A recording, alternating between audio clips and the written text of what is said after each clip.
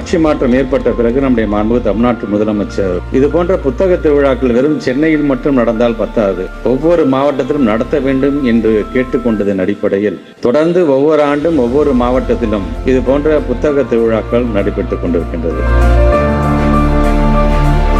கொங்கு என்று வரும்பொழுது எங்களுக்கான ஒரு மிகப்பெரிய பெருமை, எங்களுக்கெல்லாம் அடையாளமாக, தமிழினத்திற்கு அடையாளமாக இருக்கின்ற முத்தமிழ் கலைஞர்கள் இங்க இருக்கின்ற சிங்கானூரில் தங்கியிருந்து தான் தன்னுடைய திரைக்கதைகள் எழுதுவது, அபிமன்யுக்கு எழுதுனதாக இருந்தாலும் சரி, ராஜகுமாரிக்கு எழுதுனதாக இருந்தாலும் சரி, ஏன் பேரறிஞர் அண்ணாவுடைய ஓரிரவு என்கிற அந்த படம் திரைப்படமாக்கப்பட்ட இடமாக இருந்தாலும் சரி, ஏன் பாரதியாரை பொறுத்த வரைக்கும் அவர் பாரதி என்று அழைத்தது யாருன்னு பாத்தீங்கன்னா இதே கொங்கு பகுதியை சார்ந்திருக்கின்ற அவினாசி பகுதியை சார்ந்திருக்கின்ற சிவஞான யோகி தான் முதல்ல பாரதினே அவர் கூப்பிடுறாரு. ஏன் பாரதியோடைய படைப்புகளை நாட்டுடைமையாக்க வேண்டும் என்று சொன்னது யாருன்னு பாத்தீங்கன்னா கோவைக்காரங்க தான்.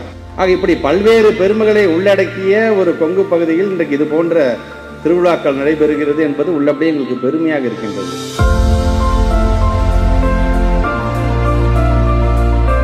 இன்றைக்கு அதன் ஒரு பகுதியாக கோவை மாவட்டத்தில் ஏறத்தாழ 285 ஸ்டால்கள் இன்னைக்கு வந்திருக்காங்க. அதுவும் குறிப்பாக இங்கே ரமேஷ் அவர்கள் பேசும்பொழுது ஜப்பான்லேருந்து இங்கே வருகை தந்திருக்கிறார்கள் என்று சொல்லும் பொழுது எந்த அளவுக்கு நம்மளுடைய முயற்சி அது வரைக்கும் சென்றிருக்கிறது என்பதை பார்க்கும்போது உள்ளபடியே மகிழ்ச்சியாக இருக்கின்றது. Hello, I am from Hiroshi Yaita of Happy Science. We come from Japan.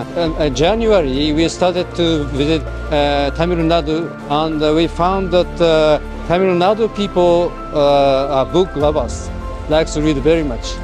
I heard from our publishers about this book fair, so that's why we decided to come here, and we are pleased to see many book lovers here in Coimbatore.